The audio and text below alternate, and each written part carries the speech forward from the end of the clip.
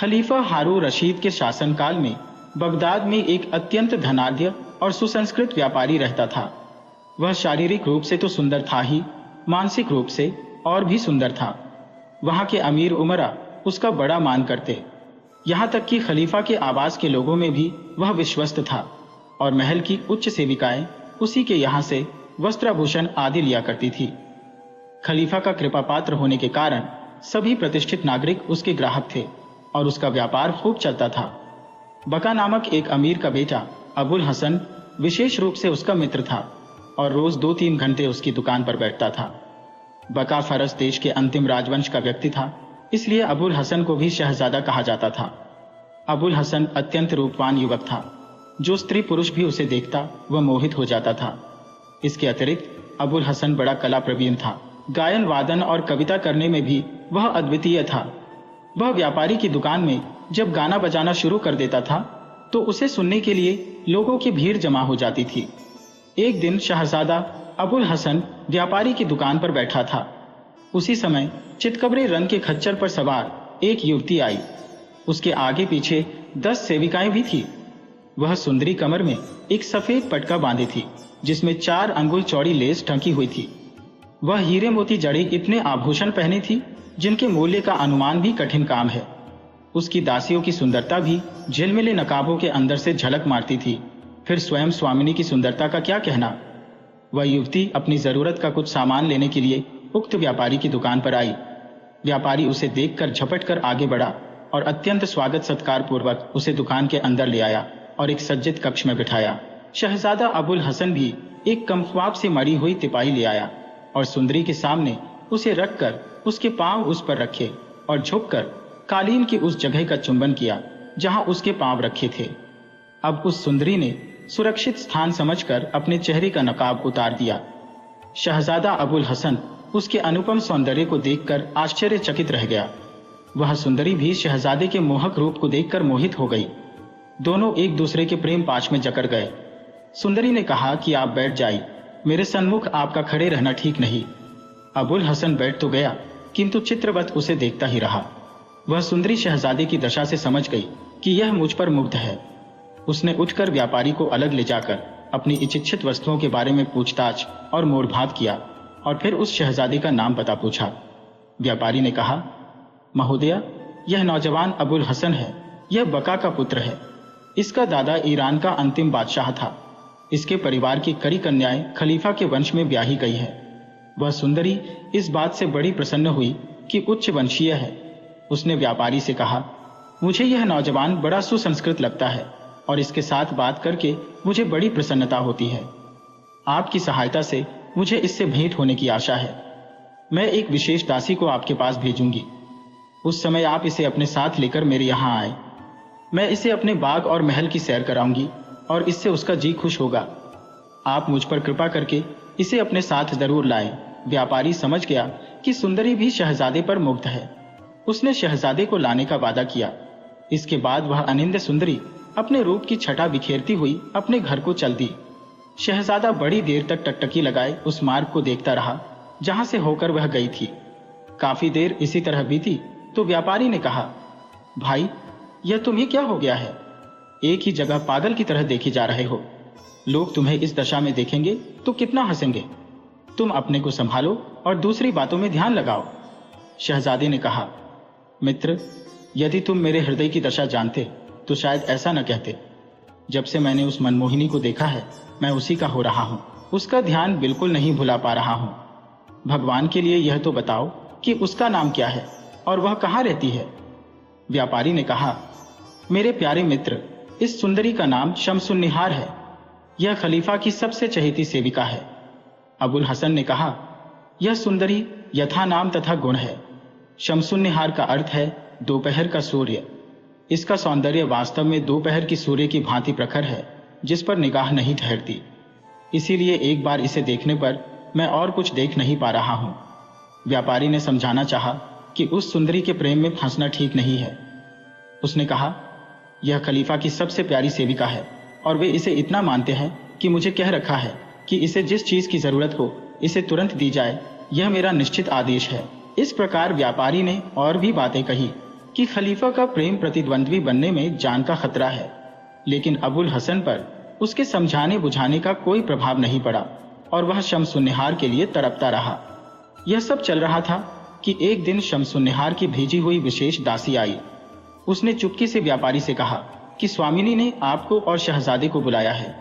वे दोनों तुरंत उसके साथ हो लिए। शमसुन्निहार खलीफा के विशाल राजप्रासाद की एक कोने में बने हुए भव्य आवास में रहती थी। दासी दोनों आदमियों को अपनी स्वामिनी के आवास में एक गुप्त द्वार से ले गई। अंदर ले जाकर उसने दोनों को एक स्वच्छ और सुंदर स्थान पर बिठाया।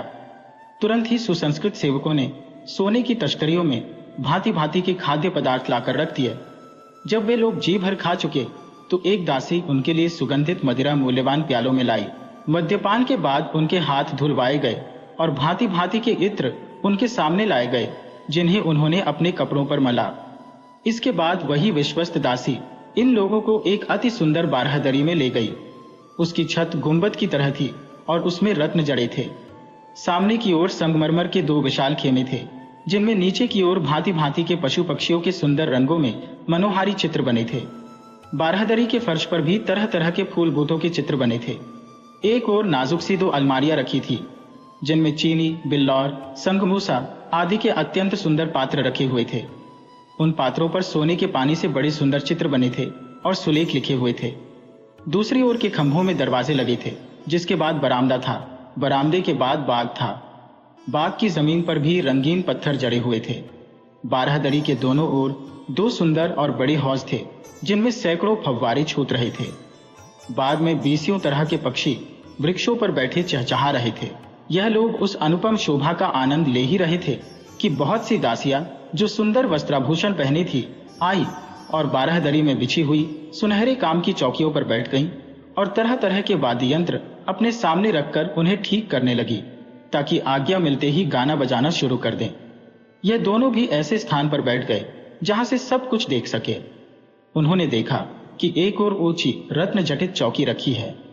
व्यापारी ने शहजादे से चुपके से कहा, अनुमानतः यह बड़ी चौकी स्वयं शमसुन्निहार के बैठने के लिए है। यह महल खलीफा के राजप्रासाद ही का एक भाग है, किंतु इसे विशेष रूप से शमसुन्निहार के लिए बनवाया गया है। कारण यह है कि खलीफा के महल में जितनी दासियां और सेविकाएं हैं, उनमें वह सबसे अधिक शमसुन्निहार ही को चाहता है। शमसुन्निहार को अनुमति है कि जहां चाहे खलीफा से पूछे बगैर चली जाए। खलीफा स्वयं भी जब इसके पास आना चाहता है तो पहले से संदेश भिजवा कर आता है। वह अभी आती ही होगी। व्यापारी शहजादे से यही वार्ता कर रहा था कि एक दासी ने आकर गाने वालियों से कहा कि गाना बजाना शुरू करो। उन लोगों ने तुरंत अपने अपने साजों को बजाना शुरू कर दिया और गाने वालियां गाने लगी।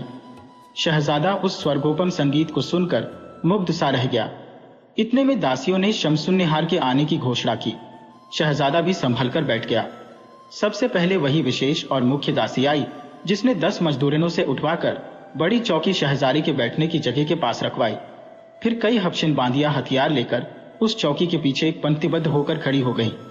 20 गायिकाएं और वाद्यकर्मियां सामने खड़ी हो गईं, जहां से वह आने वाली थी। कुछ ही देर में मंद मंद हंसगति से चलती हुई शमसुन्निहार उन्हीं प्रतीक्षारत सेविकाओं के मध्य अपनी चौकी की ओर आने लगी।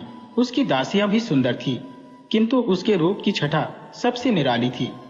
वह सिर से पांव तक रत्न जटित आभूषणों से लदी थी और 2 दासियों के कंधों पर हाथ रखे हुए धीरे धीरे चल रही थी। वह आकर अत्यंत शालीनता पूर्वक अपने आसन पर विराजमान हुई।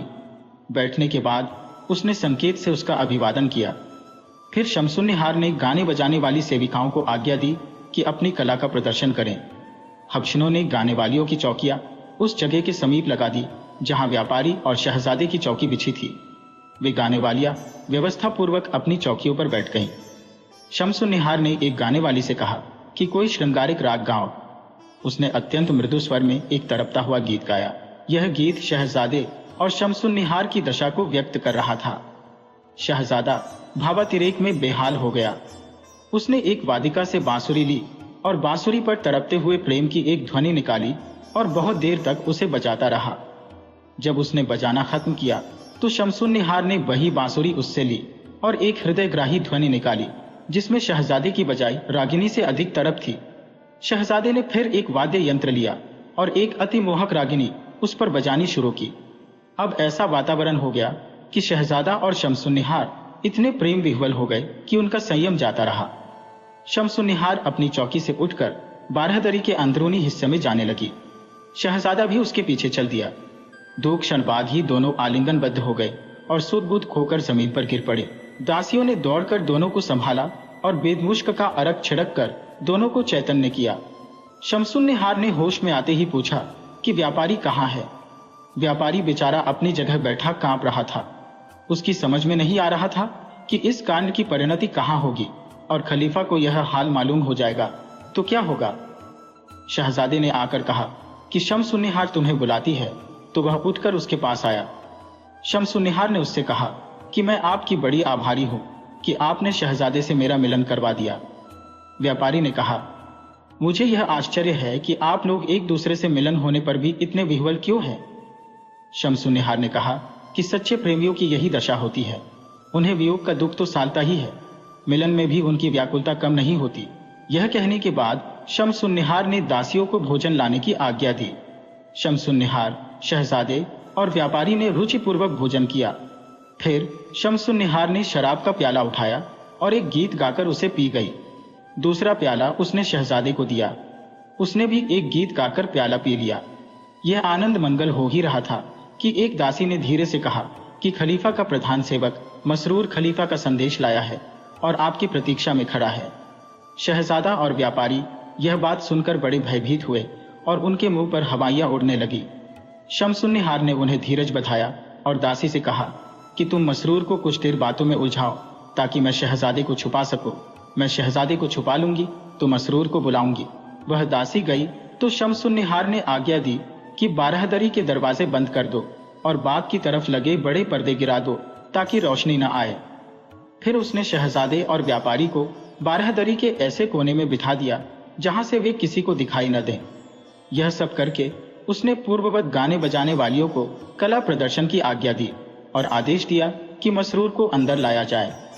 मसरूर 20 दासों के साथ आया और शमसुन्निहार को झुककर अभिवादन करने के बाद बोला कि खलीफा आपके विरह में व्याकुल है और आपसे भेंट के लिए बड़े इच्छुक है। शमसुन्निहार ने खुश होकर कहा, यह तो मेरा बड़ा भाग्य है कि वे कृपा करना चाहते हैं। मैं तो उनकी दासी हूं, जब चाहे आए। लेकिन मसरूर साहब, आप कुछ देर लगाकर ही उन्हें लाए। कहीं ऐसा ना हो कि जल्दी में खलीफा के स्वागत के प्रबंध में कुछ त्रुटि रह जाए। यह कहकर शमसुन्निहार ने मसरूर और उसके सेवकों को विदा किया और खुद आंखों में आंसू भरकर शहजादे के पास आई। व्यापारी उसे आंसू बहाते देखकर घबराया कि कहीं ऐसा न हो कि भेद खुल गया हो। शहजादा भी प्रेम मिलन में यह अचानक व्याघात देखकर अत्यंत दुखी होकर आहें भरने लगा। इतने ही में एक विश्वसनीय दासी ने शमसुन्निहार से कहा कि आप बैठी क्या कर रही है, नौकर चाकर आने लगे हैं और खलीफा किसी भी समय आ सकते हैं। शमसुन्निहार ने सर्द आह खींचकर कहा कि भगवान भी कैसा निर्दयी है कि मिलन होते ही विरह का दुख हम पर डाल दिया। यह कहकर उसने दासी से कहा, इन दोनों को ले जाकर उस मकान में रखो जो बाग के दूसरे कोने पर है। इन्हें बिठाकर मकान में ताला लगा देना।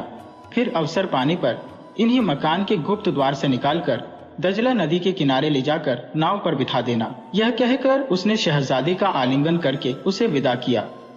दासी ने होशियारी के साथ शहजादे और व्यापारी को दजला नदी के तट वाले मकान में पहुंचाकर कहा कि तुम बेखटके यहाँ रहो, किसी को पता नहीं चलेगा। यह कहकर दासी तो मकान में बाहर से ताला लगाकर चली गई, किंतु यह दोनों काफी देर तक इधर उधर घूमकर देखते रहे कि शायद कहीं भागने का रास्ता मिल जाए, किंतु उन्हें कोई रास्ता नहीं मिला।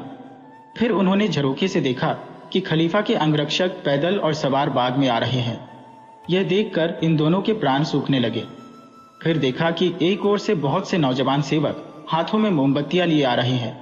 उनके पीछे 100 हथियारबंद अंगरक्षक है और उनके मध्य खलीफा और उसका प्रधान भृत्य मसरूर है। जब खलीफा रात को किसी प्रेसी के घर जाता था तो पूरी सुरक्षा का प्रबंध किया जाता था। शमसुन्निहार अपने मकान से निकलकर 20 सुंदर सुसज्जित दासियों के साथ खलीफा के स्वागत के लिए बाग में आ खड़ी हुई। उसके साथ ही दासियां स्वागत गान गाने लगी। खलीफा आया तो शमसुन्निहार आगे बढ़ी और उसने सिर खलीफा के पांवों पर रख दिया। खलीफा ने उसे उठाकर सीने से लगाया और कहा, तुम पैरों पर न गिरो, मेरे बगल में बैठो ताकि मैं तुम्हारे सौंदर्य को देखकर तृप्त हो। शमसुन्निहार खलीफा के बगल में बैठी और उसने एक गाने वाली को इशारा किया। गाने वाली ने एक विरह संबंधी गीत बड़े करुण स्वर में गाया। खलीफा ने समझा कि यह मेरी उपेक्षा से पैदा हुए अपने विरह दुख की अभिव्यक्ति करना चाहती है, जबकि वास्तविकता यह थी कि शम्सुन्निहार शहजादे के विरह में अपनी दशा की अभिव्यक्ति चाहती थी। शम्सुन्निहार यह विरह गीत सुनकर इतनी विह्वल हुई कि गश खाकर गिरने लगी। दासियों ने दौड़कर उसे संभाला। उधर शहजादा भी उस गीत को सुनकर इतना व्याकुल हुआ कि अचेत होकर गिर पड़ा। उसे व्यापारी ने संभाला। कुछ ही क्षणों में वही विश्वस्त दासी आकर व्यापारी से कहने लगी, तुम दोनों का यहाँ रहना ठीक नहीं है, जल्दी से जल्दी यहाँ से चले जाओ। वहां सभा के रंग ढंग अच्छे नहीं दिखाई देते। किसी क्षण भी कोई बात हो सकती है। व्यापारी बोला, तुम यह तो देखो कि शहजादा बेहोश हो गया है। ऐसी दशा में हम लोग बाहर किस तरह जा सकते हैं। दासी झपटकर पानी और बेहोशी में सुंघाने वाली दवा ले आई और इस तरह शहजादा अपने होश में आया। अब व्यापारी ने शहजादे से कहा कि हम लोगों का यहाँ रहना खतरनाक है, हमें तुरंत यहाँ से चल देना चाहिए। इसके बाद वह दासी दोनों को गुप्त द्वार से बाहर निकालकर उस नहर पर लाई जो बाग से होकर जाती थी और दजला नदी से मिलती थी। वहां पहुंचकर उसने धीरे से आवाज लगाई। एक आदमी नाव खेता हुआ उस स्थान पर आ गया। दासी ने उन दोनों को नाव पर बिठा दिया। मांझी शीघ्रता से नाव खींचता हुआ दजला नदी में ले गया। शहजादे की हालत अब भी खराब थी। व्यापारी उसे बराबर समझाता जा रहा था कि तुम अपने को संभालो, हमें दूर जाना है। अगर इस अरसे में हमें गश्त के सिपाही मिल गए तो हमारी जान के लाले पड़ जाएंगे, क्योंकि वे हमें चोर समझेंगे। अवस्था ही ठीक थी, न उसमें चलने की शक्ति ही अधिक थी। व्यापारी इसी चिंता में था कि क्या किया जाए। अचानक उसे याद आया कि उस जगह के समीप ही उसका एक मित्र रहता है। वह शहजादे को किसी तरह खींच खांच कर अपने मित्र के घर ले गया। मित्र उसे देखते ही दौड़ा आया। उसने दोनों को अपनी बैठक में लाकर बिठाया और पूछा कि तुम ऐसी हालत में कहां से आए हो। व्यापारी ने कहा, अजीब झंझट में पड़ा हूं। एक आदमी पर मेरा काफी रुपया उधार है। मुझे मालूम हुआ कि वह शहर छोड़कर भागा जा रहा है। मुझे उसका पीछा करके अपना रुपया वसूल करने की चिंता हुई। यह आदमी जो मेरे साथ है उस भगोड़े को जानता है। इसकी मदद से मैंने उसका पीछा किया, किंतु मेरा यह साथी रास्ते में अचानक बीमार हो गया। वह भगोड़ा भी मेरे हाथ से निकल गया और इस बीमार साथी को भी मुझे संभालना पड़ रहा है। अब हम लोग रात को यहाँ रहेंगे और सुबह ही यहाँ से चलेंगे। व्यापारी का मित्र शहजादे की चिकित्सा का यत्न करने लगा, किंतु व्यापारी ने कहा कि तुम कुछ चिंता न करो, ये रात भर आराम से सोएगा तो सुबह घर जाने योग्य हो जाएगा। मित्र ने दोनों के बिस्तर एक हवादार कमरे में लगा दिए। शहजादा सो तो गया, किंतु कुछ ही देर में उसने स्वप्न देखा कि शम्सुन्निहार मूर्छित होकर खलीफा के पांवों में गिर पड़ी है। वह जागकर फिर रोने बिसोरने लगा। व्यापारी भी खुदा खुदा करके रात काट रहा था ताकि सुबह होते ही अपने घर पहुंचे। वह जानता था कि उसके घर वाले चिंता में पड़े होंगे, क्योंकि वह कभी रात को घर से बाहर नहीं रहता था। सुबह होते ही वह मित्र से विदा हुआ और शहजादे को लेकर अपने घर पहुंचा। उसे देखकर घर वालों को धैर्य हुआ। उसने बात बना दी कि व्यापार के एक जरूरी काम से उसे अचानक बाहर जाना पड़ गया था। अपने हृदय में वह भगवान को धन्यवाद देता था कि कितनी खतरनाक जगह से प्राण बचाकर निकल आने में सफल हुआ था। शहजादा 2-3 दिन व्यापारी के घर रहा। फिर उसके रिश्तेदार आए और उसे उसके घर ले गए। विदा होते समय शहजादे ने व्यापारी से कहा, भाई, तुम मेरी दशा को भुला न देना। जब से मैंने स्वप्न में शम्सुन्निहार को अचेत देखा है, मेरी अवस्था बड़ी शोचनीय हो गई है। उसका कुछ हाल मिले तो मुझसे जरूर कहलवा देना। व्यापारी ने कहा, तुम चिंता न करो, वह विशेष दासी जरूर शम्सुन्निहार का समाचार मुझ तक पहुंचाएगी। व्यापारी 2-3 दिन बाद शहजादे को देखने उसके घर गया तो देखा कि वह बिस्तर पर पड़ा कराह रहा है और उसके रिश्तेदार और कई हकीम उसके बिस्तर के आसपास बैठे परिचर्चा कर रहे हैं। उन लोगों ने व्यापारी को बताया कि हकीम लोग बहुत प्रयत्न कर रहे हैं, किंतु शहजादे को कोई लाभ नहीं हो रहा है। 2 क्षण बाद शहजादे ने आंखें खोली और व्यापारी को देखकर मुस्कुराया, बल्कि हंसने भी लगा। हंसी के 2 कारण थे। एक तो यह कि व्यापारी आया है और शम्सुन्निहार की खबर लाया होगा। दूसरा कारण यह है कि हकीम लोग बेकार ही सिर खपा रहे हैं, क्योंकि इस रोग का उनके पास कोई इलाज नहीं है। शहजादे ने हकीमों और रिश्तेदारों से कहा, मैं इनसे अकेले में बात करना चाहता हूं। उनके जाने पर उसने व्यापारी से कहा, मित्र, तुम देख रहे हो कि इस अनिंद्य सुंदरी का वियोग मुझे किस तरह घुला घुलाकर मारे डालता है। सारे कुटुंबीजन और मित्रगण मेरी यह अवस्था देखकर बराबर दुखी रहते हैं। उन लोगों को दुखी देखकर मेरा दुख और बढ़ता है। मुझे अपना हाल उनसे कहने में लज्जा भी आती है, इसलिए मैं जी ही जी में घुटता जा रहा हूँ। तुम्हारे आने से मुझे बड़ा धैर्य हुआ। अब तुम बताओ कि शम्स निहार का क्या समाचार लाए हो? उस दासी ने तुमसे कब बात की और अपनी स्वामिनी का क्या हाल बताया? व्यापारी ने बताया कि दासी अभी तक नहीं आई है। शहजादा ये सुनकर आंसू बहाने लगा। व्यापारी ने कहा कि तुम्हें चाहिए कि अपने को संभालो, रोने से कुछ भला तो होना नहीं है। शहजादा बोला कि मैं क्या करूं, मैं लाख अपने को संभालता हूं किंतु संभाल नहीं पाता। व्यापारी ने कहा तुम बेकार की चिंता न करो, दासी आज नहीं तो कल आएगी ही और शम्सुन निहार की कुशलता का समाचार देगी। इस प्रकार उसे बहुत कुछ धैर्य बंधाकर व्यापारी अपने घर आया। घर आकर देखा कि शम्सुन निहार की दासी उसकी प्रतीक्षा कर रही है। उसने व्यापारी से कहा कि अपना हाल बताओ कि तुम पर और शहजादे पर महल से निकलकर क्या बीती, क्योंकि विदा के समय शहजादे की हालत अच्छी नहीं थी। व्यापारी ने मार्ग के कष्ट और शहजादे की लंबी खिंचती बीमारी का उल्लेख किया। दासी ने कहा स्वामिनी का भी वही हाल है जो शहजादे का है। तुम्हें विदा करके जब मैं उनके महल में गई तो देखा कि बेहोश है। खलीफा को भी आश्चर्य था कि वह बेहोश क्यों हो गई। उसने हम लोगों से इस बेहोशी का कारण पूछा तो हम असली भेद को छुपा गए। हमने कहा हमें कुछ नहीं मालूम। हम लोग केवल रोते धोते रहे। कुछ देर में स्वामिनी की आंखें खुली। खलीफा ने पूछा शम्सुन निहार, यह बेहोशी तुम्हें क्यों आ गई?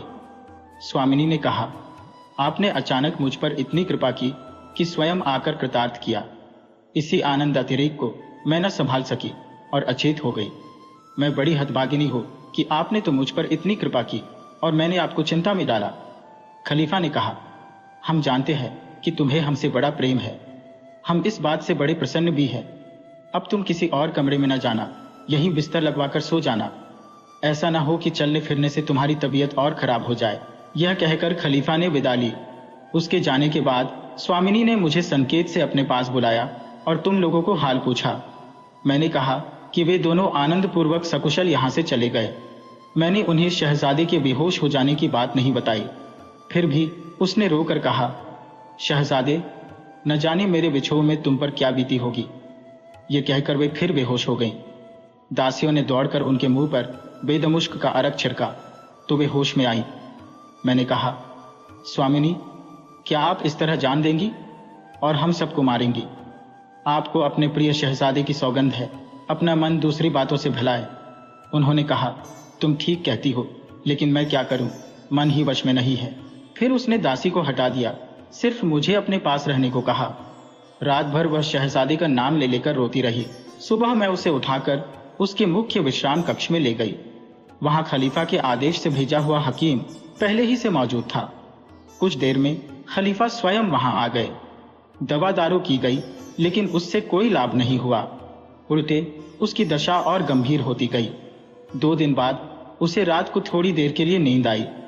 सुबह उठकर उन्होंने मुझे आज्ञा दी कि मैं तुम्हारे पास आऊं और शहजादे का समाचार लाकर उन्हें दूं। व्यापारी ने कहा उनसे कहो शहजादा बिल्कुल ठीक ठाक है, किंतु शम्स निहार की बीमारी की बात सुनकर बड़ा चिंतित है। उनसे यह भी कहना कि वे ध्यान रखे कि खलीफा के सामने उनके मुंह से कोई ऐसी बात न निकल जाए जिससे हम सब मुसीबत में फंस जाए। व्यापारी ने दासी से यह कहकर उसे विदा किया और स्वयं शहजादे के समीप गया और उसे बताया कि शम्सुन निहार ने तुम्हारा हाल पूछने के लिए दासी भेजी थी। उसने दासी से सुनी हुई बातें विस्तार पूर्वक शहजादे को बताईं। शहजादे ने व्यापारी को रात भर अपने पास रखा। सुबह व्यापारी अपने घर आया।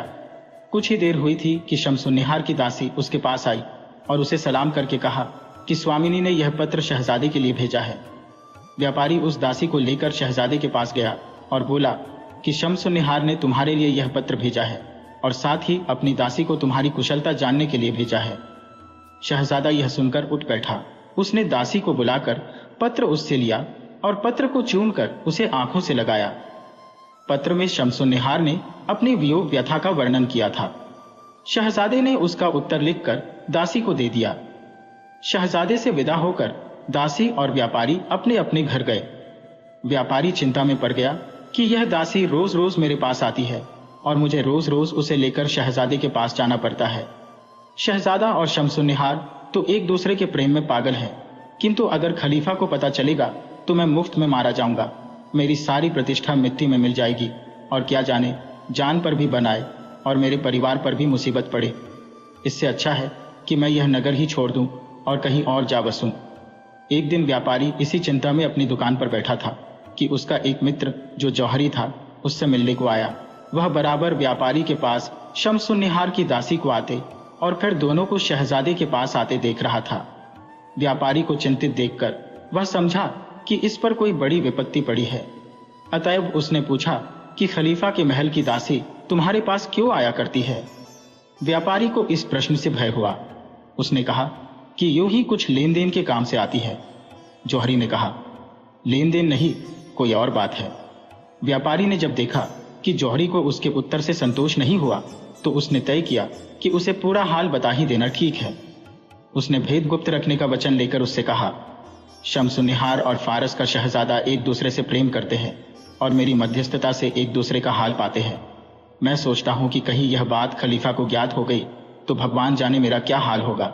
इसलिए अब मैं सोचता हूं कि यहाँ का कारोबार समेटकर बसरा चला जाऊं और वहीं बस जाऊं। जौहरी को यह सुनकर आश्चर्य हुआ। कुछ देर में उसने विदा ली। 2 दिन बाद वह व्यापारी की दुकान पर आया तो उसे बंद पाया। वह समझ गया कि व्यापारी यहाँ का हिसाब समेटकर बसरा को चला गया है। जौहरी के हृदय में शहजादे के लिए बड़ी करुणा उपजी। बेचारी का एकमात्र सहारा वह व्यापारी था और वह भी चला गया। इसीलिए उसने सोचा कि व्यापारी के स्थान पर वह स्वयं शहजादे का सहायक हो जाए। वह शहजादे के पास गया। शहजादे ने यह जानकर कि वह एक प्रतिष्ठित जौहरी है उसका सम्मान किया और बिस्तर से उठकर बैठ गया और पूछा कि मेरे लायक क्या काम है। जौहरी ने कहा, यद्यपि मैं पहली बार आपसे मिला हूं तथापि मैं आपकी सेवा करना चाहता हूं। इस समय एक बात पूछना चाहता हूं। शहजादे ने कहा कि जो पूछना चाहें खुशी से पूछिए। जौहरी ने कहा, अमुक व्यापारी आपका बड़ा मित्र था, आप मुझे भी उसी की तरह विश्वसनीय समझिए। वह कह रहा था कि मैं बगदाद छोड़कर बसरा जा बसूंगा। आज मैं उसकी दुकान पर गया तो बंद पाया। मैं समझता हूं कि व्यापारी वास्तव में बसरा में जा बसा है। क्या आप बता सकेंगे कि उसके बगदाद छोड़ने और बसरा जाने के क्या कारण है? शहजादा जौहरी की बात सुनकर पीला पड़ गया और बोला, क्या तुम्हारी यह बात ठीक है कि व्यापारी बगदाद छोड़ गया? जौहरी ने कहा कि मेरा तो यही विचार है। शहजादे ने अपने एक नौकर से कहा कि व्यापारी के घर जाकर पता लगाए कि वह कहाँ है। सेवक ने कुछ देर बाद आकर कहा कि व्यापारी के घर वाले कहते हैं कि वह 2 दिन हुए बसरा चला गया है और वहीं रहेगा। नौकर ने चुपके से यह भी बताया कि किसी अमीर महिला की दासी आपसे मिलने आई है। शहजादा समझ गया कि शमसुन्निहार की ही दासी होगी। उसने उसे बुलाया। जौहरी उसके आने के पहले उठकर दूसरे कक्ष में जा बैठा। दासी ने आकर शहजादे की दशा अधिक अच्छी देखी और उससे कुछ बातें करके विदा हुई। अब जौहरी फिर आकर शहजादे के पास बैठा और कहने लगा कि आपका तो खलीफा के महल से बड़ा संपर्क जान पड़ता है। शहजादे ने चिढ़कर कहा, तुम यह कैसे कहते हो? क्या तुम्हें मालूम है कि यह स्त्री कौन है? जौहरी ने कहा, मैं इसको और इसकी स्वामिनी को अच्छी तरह जानता हूं। यह खलीफा की चहेती सेविका शमसुन्निहार की दासी है और अपनी मालकिन के साथ आया करती है, जो कि मेरे दुकान से जवाहरात खरीदने आती रहती है। मैंने इसे कई बार उस व्यापारी के पास भी आते जाते देखा है। शहजादा यह सुनकर डर गया कि यह आदमी हमारे सारे भेद जानता है। वह एक क्षण चुप रहकर बोला, मुझसे सच सच कहो कि क्या तुम इस दासी के यहां आने का भेद जानते हो? जौहरी ने व्यापारी से हुई सारी बातें शहजादी को बताई और कहा, मैं आपके पास इसी कारण से उपस्थित हुआ हूं। व्यापारी के चले जाने के बाद मुझे आप पर बड़ी दया आई कि आपका मध्यस्थ कौन होगा। मैंने तय किया कि व्यापारी की जगह मैं ही आपका विश्वास पात्र सेवक बनकर कार्य करूं। मुझसे अधिक विश्वसनीय व्यक्ति आपको और कोई नहीं मिलेगा। शहजादे को उसकी बातें सुनकर धैर्य हुआ। उसने अपने मन का भेद जौहरी को बताया, किंतु साथ ही कहा, भाई, मुझे तो तुम पर पूरा विश्वास है, किंतु शमसुन्निहार की दासी ने तुम्हें यहां बैठे देख लिया है। वह तुमसे खुश नहीं मालूम होती। वह कह रही थी कि तुम ही ने व्यापारी को यह नगर छोड़कर बसरा जा बसने की सलाह दी है। दासी ने यह बात अपनी स्वामिनी से भी कही होगी। ऐसी दशा में तुम मध्यस्थ किस तरह बन सकते हो? जौहरी ने कहा, मैंने व्यापारी को शहर छोड़ने की सलाह नहीं दी। हाँ, यह जरूर है कि जब उसने मुझसे कहा कि मैं बसरा में बसना चाहता हूं तो मैंने उसे रोका नहीं। मैंने सोचा कि इस व्यक्ति को अपनी प्रतिष्ठा और अपनी जान बचाने की चिंता है, तो उसे क्यों रोका जाए। शहजादे ने कहा, तुम्हारी बात मेरी समझ में आती है और मुझे तुम पर पूरा विश्वास है, किंतु शम्सुन्निहार की दासी ने अपनी स्वामिनी से भी यही बात कही होगी जो मुझसे कही है। अब यह जरूरी हो गया है कि जैसे तुमने मुझे अपनी सदाशयता का विश्वास दिलाया है, वैसे ही अपने प्रतिदासी में भी विश्वास पैदा करो, ताकि शम्सुन्निहार भी तुम्हें विश्वस्त समझे। इस प्रकार दोनों बहुत देर तक बातें करते रहे और परामर्श करते रहे कि दोनों प्रेमीजनों के मिलन की क्या सूरत निकल सकती है। फिर वह जौहरी शहजादे से विदा लेकर अपने घर गया।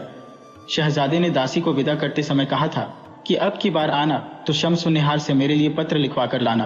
दासी ने महल में जाकर व्यापारी को शहर छोड़ जाने और शहजादे की पत्र पाने की इच्छा की बातें शम्सुन्निहार को बताईं। शम्सुन्निहार ने एक लंबा पत्र लिखा जिसमें अपनी विरह दशा का कारुणिक वर्णन था और इस बात पर भी दुख प्रकट किया गया था कि हम लोगों का मध्यस्थ व्यापारी शहर छोड़कर चला गया है। दासी पत्र लेकर शहजादे के पास आने लगी तो रास्ते में उसके हाथ से पत्र गिर गया।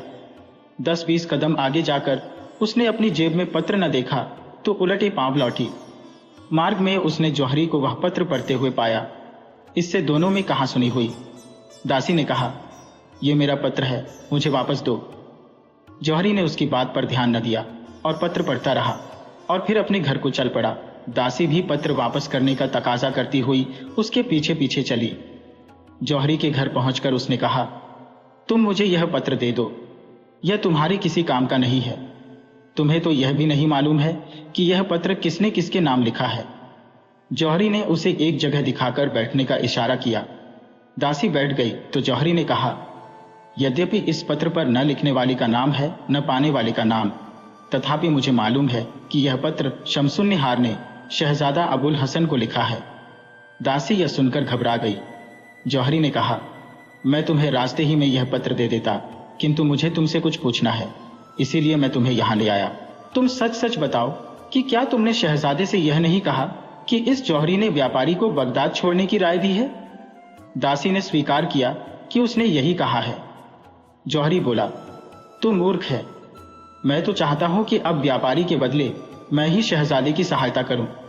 तू उलटा ही समझे है। निसंदेह मैंने ही शहजादे को व्यापारी के शहर छोड़ने का समाचार दिया था। पहले शहजादा मुझसे सशंकित था, किंतु मेरे विश्वास दिलाने पर उसने सारा भेद मुझसे कह दिया। अब तो मुझे व्यापारी की जगह इस बात में पूरा विश्वास पात्र समझ और अपनी स्वामिनी से भी कहना कि जौहरी तुम्हारी और शहजादी की प्रसन्नता के लिए अपनी प्रतिष्ठा ही नहीं, अपने प्राण भी दांव पर लगा देगा। दासी ने कहा, शहजादा अबुल हसन और शम्सुन्निहार दोनों बड़े भाग्यशाली हैं कि व्यापारी चला गया तो तुम जैसा बुद्धिमान सहायक उन्हें मिला। मैं तुम्हारी सद्भावना की पूरी बात अपनी स्वामिनी से कहूंगी। जौहरी ने पत्र उसे दे दिया और कहा कि शहजादा उसके उत्तर में जो कुछ लिखे वह भी मुझे लौटते समय दिखाती जाना और साथ ही हमारी इस समय की बातचीत भी शहजादे को बता देना। दासी पत्र लेकर शहजादे के पास गई। उसने तुरंत ही उसका उत्तर लिख दिया। दासी ने अपने वचन के अनुसार शहजादे का पत्र भी जौहरी को दिखाया। वह शम्सुन्निहार के पास पहुंची और शहजादे का पत्र उसे देकर जौहरी की भी बड़ी प्रशंसा करने लगी। दूसरे दिन सुबह वह फिर जौहरी के पास आई और बोली, मैंने अपनी स्वामिनी से वह सब कहा जो आपने मुझसे कहा था। वह यह सुनकर अति प्रसन्न हुई कि व्यापारी चला गया, फिर भी आप उसका स्थान लेकर प्रेमियों के बीच मध्यस्थता के लिए प्रस्तुत हैं।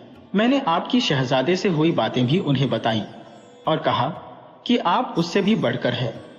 वह और भी खुश हुई और कहने लगी कि मैं चाहती हूँ कि ऐसे भले मानस से भेंट करूं जो बगैर कहे और बगैर पूर्व परिचय के खतरा उठाकर भी दूसरों की सहायता करने को राजी हो जाता है। मैं स्वयं उसकी बुद्धि और चतुरता देखना चाहती हूँ और तू उसे कल यहाँ लिया। जौहरी चिंतित होकर बोला, शम्सुन्निहार मुझे भी व्यापारी इब्न ताहिर जैसा समझे हैं। इब्न ताहिर को तो राजमहल में सब जानते थे और द्वारपाल उसे बेरोक टोक आने देते थे, मुझे कौन आने देगा। दासी ने कहा, जो कुछ आप कहते हैं वह बिल्कुल ठीक है, लेकिन शम्सुन्निहार मूर्ख नहीं है। उसने आपको बुलाया है तो आगा पीछा सोच ही लिया होगा। आप बेधड़क होकर मेरे साथ चलिए, आपको कोई परेशानी ना होगी। आपको कुशलता पूर्वक आपके घर पहुंचाने की जिम्मेदारी मेरी रही। इस प्रकार दासी ने उसे बहुत दिलासा दिया, किंतु वह किसी प्रकार भी राजमहल में जाने के लिए तैयार नहीं हुआ। फिर वह दासी शमसुन्निहार के पास पहुंची और उससे कहा कि जौहरी यहाँ आने से डरता है और मेरे लाख समझाने पर भी आने को राजी नहीं होता। शमसुन्निहार ने थोड़ी देर सोचकर कहा, उसका डरना ठीक ही है। मैं स्वयं ही गुप्त रूप से यहाँ से निकलकर उससे उसके घर में मिलूंगी। तुम जाकर उसे बता दो कि मैं उसके घर आकर उससे बात करना चाहती हूँ। दासी ने ऐसा ही किया। जौहरी के घर जाकर उसने कहा, आप कहीं बाहर न जाइए, कुछ ही देर में मैं मालकिन को लेकर आपके यहाँ आती हूँ। ये कहकर दासी वापस फिरी और कुछ देर में शमसुन्निहार को लेकर जौहरी के घर पहुंची। जौहरी ने बड़े आदरपूर्वक शमसुन्निहार का स्वागत करके उसे उच्च स्थान पर बिठाया। जब शमसुन्निहार ने अपने चेहरे से नकाब उतारा तो जौहरी उसे देखता ही रह गया। उसने सोचा कि अगर शहजादा इस स्वर्गोपम सौंदर्य के पीछे पागल है तो क्या आश्चर्य है।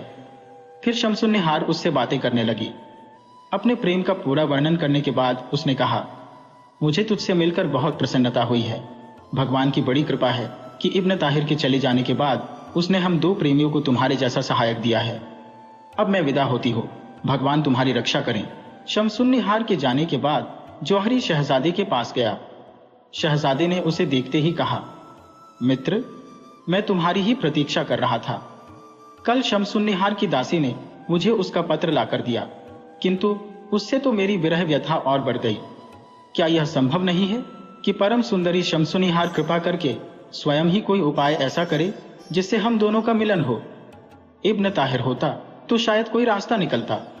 उसके जाने के बाद मेरी समझ में नहीं आता कि मैं किस तरह शमसुन्निहार से मिलूं। जौहरी ने कहा, इतना निराश होने की जरूरत नहीं है। मैंने आपके उद्देश्य की पूर्ति के लिए जो उपाय सोचा है उससे बढ़कर कोई उपाय नहीं हो सकता। यह कहकर जौहरी ने सविस्तार शहजादी को बताया कि किस प्रकार मैंने दासी को राजी किया और किस तरह शमसुन्निहार ने मेरे घर आकर मुझसे बातचीत की। उसने कहा कि आप दोनों की भेंट अवश्य होगी, किंतु मेरा या आपका राजमहल में जाना ठीक नहीं है। मैं एक सुंदर भवन को किराए पर लेने का प्रबंध करूंगा जहां आप दोनों मिल सकें। शहजादा यह सुनकर बड़ा खुश हुआ। उसने जौहरी का बड़ा आभार प्रकट किया और कहा कि तुम जैसा कहोगे वैसा ही करूंगा। जौहरी उससे विदा होकर अपने घर आया। दूसरे दिन दासी फिर आई। जौहरी ने कहा, बहुत अच्छा हुआ कि तुम आई, मैं तुम्हारी ही प्रतीक्षा कर रहा था। दासी ने कारण पूछा तो जौहरी ने कहा कि शहजादे का विरह में बुरा हाल है। तुम जैसे भी हो शमसुन्निहार को लाओ ताकि दोनों का मिलन हो सके। दासी ने कहा, स्वामिनी का भी शहजादे के विरह में यह हाल है जैसे कोई मछली गर्म बालू पर तड़प रही हो, किंतु आपका घर बहुत छोटा है, उन दोनों के मिलन के योग्य नहीं है। जौहरी ने कहा कि मैंने एक बड़ा मकान ठीक किया है, तुम मेरे साथ चलकर उसे देख लो। दासी ने उसके साथ वह मकान देखा और पसंद किया और बोली कि मैं अभी आती हूं। अगर स्वामिनी आने को राजी होती है तो मैं उन्हें लेकर तुरंत आ जाऊंगी। दासी विदा होकर कुछ ही देर में फिर जौहरी के पास आ गई और जौहरी को अशर्फियों की एक थैली देकर बोली, ये स्वामिनी ने इसलिए भिजवाई है कि आप उस बड़े मकान में आवश्यक साज सज्जा करा लें और नाश्ते, पलंग, मसनद आदि वहां पर तैयार रखिए।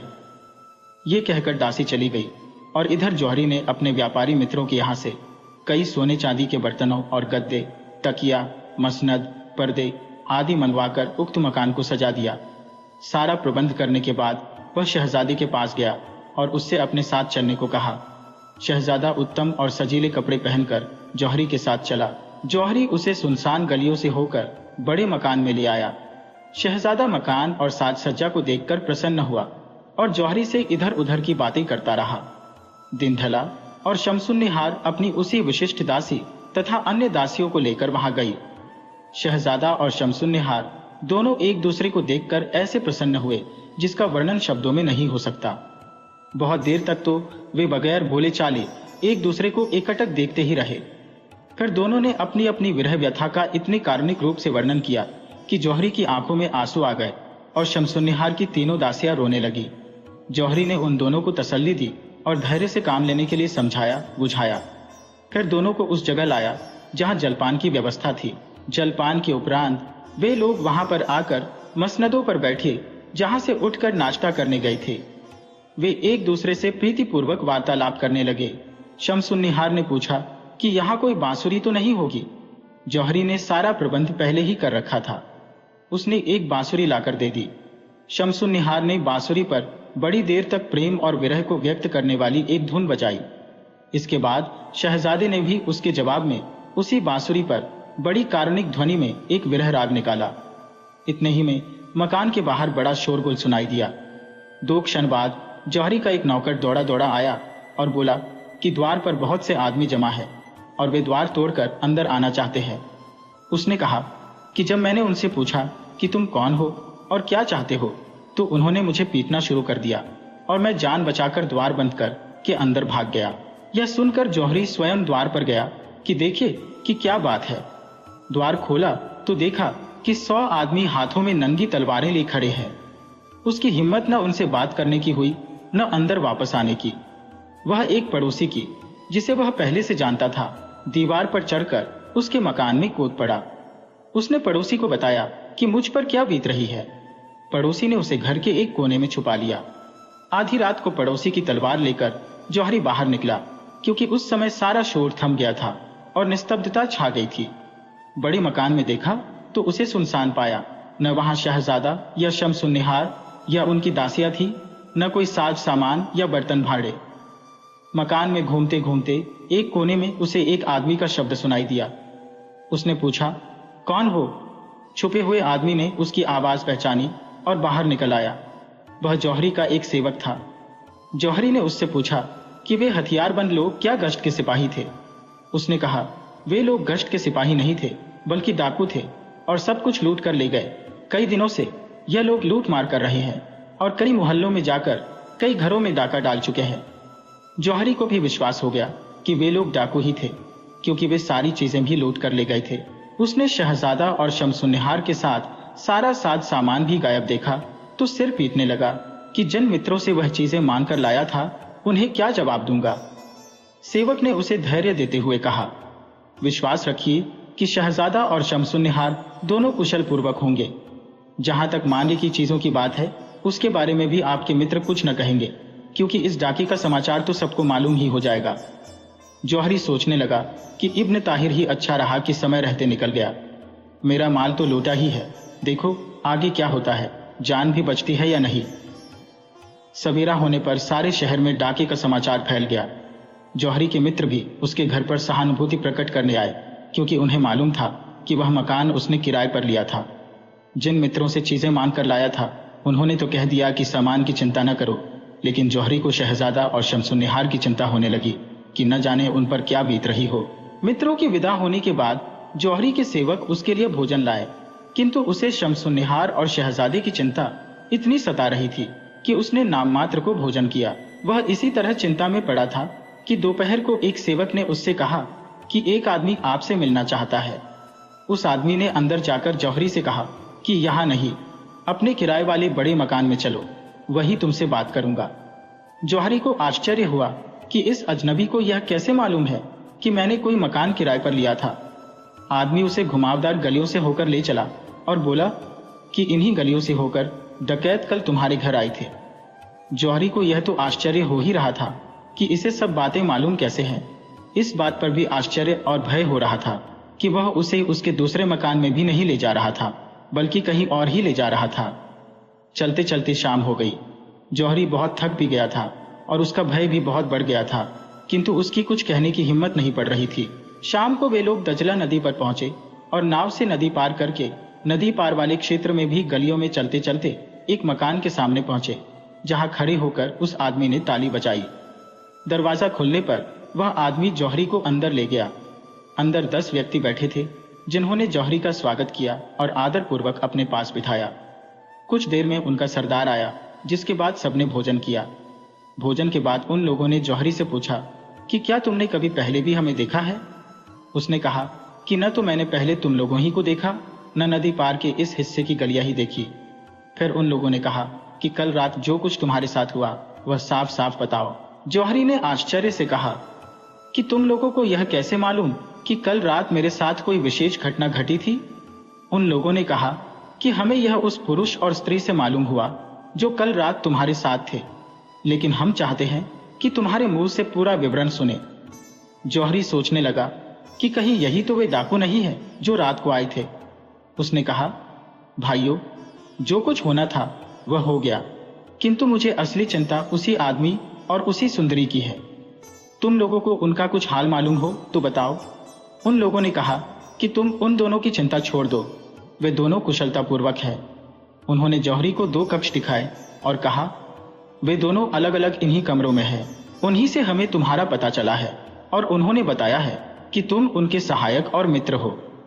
हम लोगों का काम किसी पर दया करना नहीं है, फिर भी हमने अपने स्वभाव के विपरीत उन दोनों को बड़ी सुख सुविधा के साथ रखा और उन्हें किसी प्रकार का कष्ट नहीं होने दिया, और हम तुम्हें भी कोई कष्ट नहीं होने देंगे। अब जौहरी को विश्वास हो गया कि वे डाकू है। उसने उनकी दया के लिए आभार प्रकट किया और शहजादी तथा शमसुन्निहार की प्रेम कथा आरंभ से पिछली रात तक विस्तार पूर्वक बताई।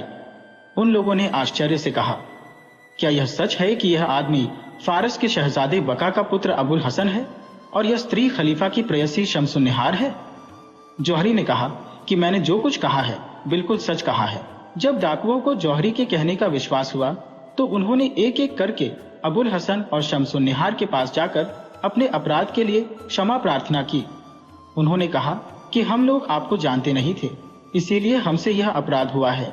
उन्होंने कहा कि हमने जो कुछ आपके घर से लूटा था वह सब का सब तो वापस नहीं कर सकते, क्योंकि उसमें से बहुत कुछ हमारे अन्य साथी ले गए हैं, किंतु सोने और चांदी के बर्तन जरूर यहाँ है, उन्हें हम वापस कर देंगे।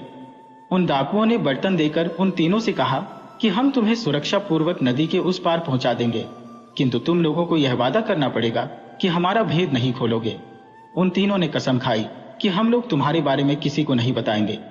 इसके बाद वे डाकू उन तीनों को एक नाव में बिठाकर नदी के पार तक छोड़ गए, किंतु जो ही वे तीनों तट पर उतरे कि गश्त के सिपाही इधर आ निकले। डाकू तो उन्हें देखते ही अपनी नाव तेजी से खेते हुए भाग गए, किंतु गश्त वालों ने इन तीनों को पकड़ लिया और पूछा कि तुम लोग इस निर्जन स्थान में क्या कर रहे थे? जौहरी ने सच्ची बात न बताई, बल्कि कहा कि डाकू दल मेरे घर डाका डालकर मुझे पकड़ ले गए और इन दोनों को भी मेरे यहाँ से पकड़ ले गए। आज न जाने क्या सोचकर उन्होंने हम सभी को नदी पार पहुंचा दिया और लूटा हुआ कुछ माल भी वापस कर दिया। उसने कहा कि वे लोग जो नाव में नदी पार कर रहे हैं डाकू ही है। गश्त के मुखिया ने उसकी बात का विश्वास कर लिया।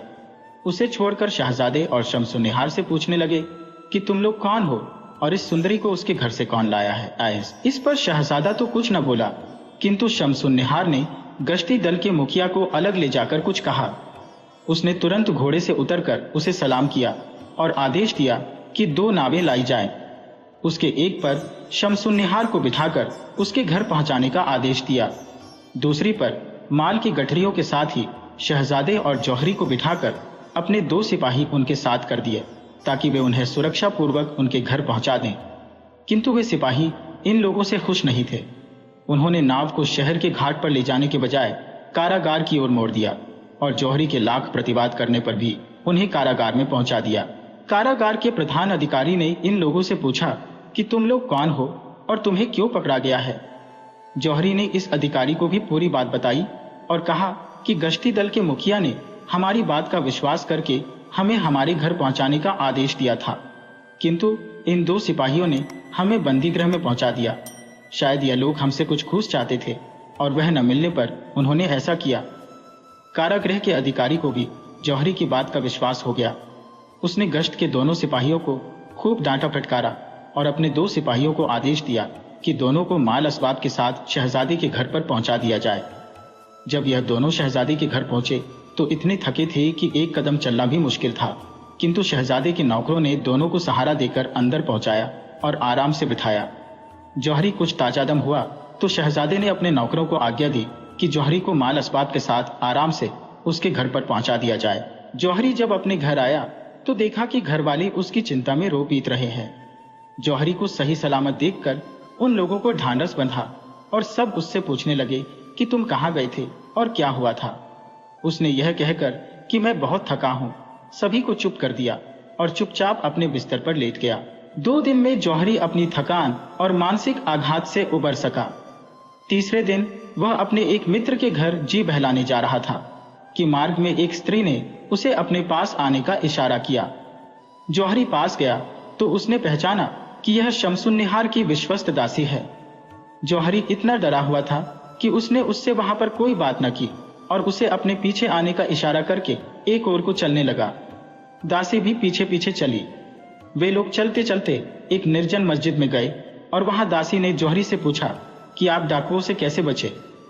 जौहरी ने कहा, पहले तुम अपना हाल बताओ कि तुम और 2 अन्य दासियां कैसी बची।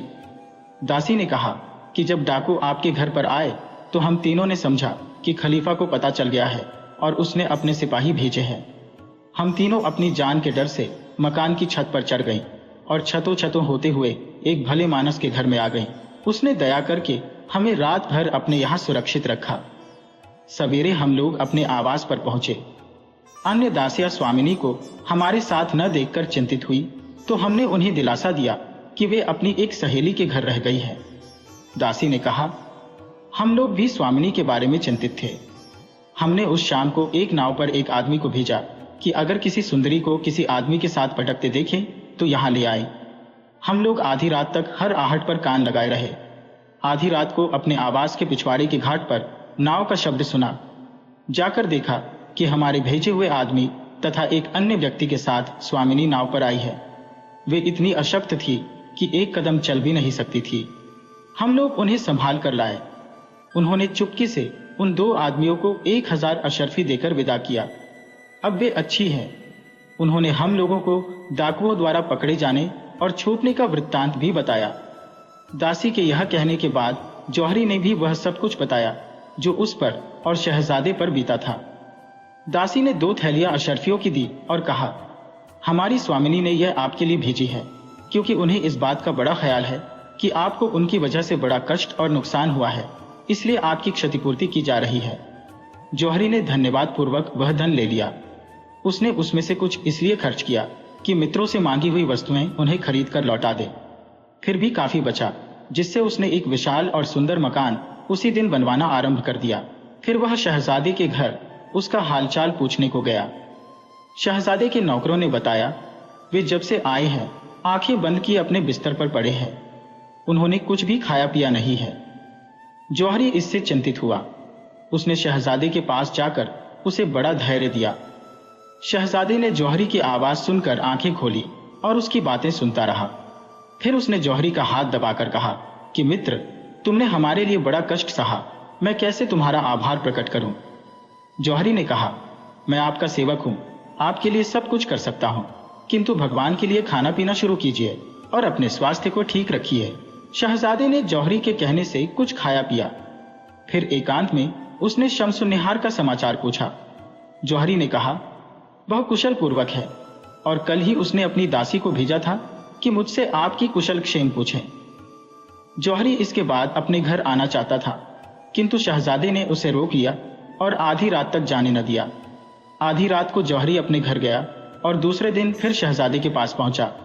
शहजादे ने चाहा कि जौहरी की क्षतिपूर्ति के निमित्त कुछ धन दे दे, किंतु जौहरी ने न लिया और कहा कि मुझे शमसुन्निहार ने काफी धन इस हेतु दे दिया है।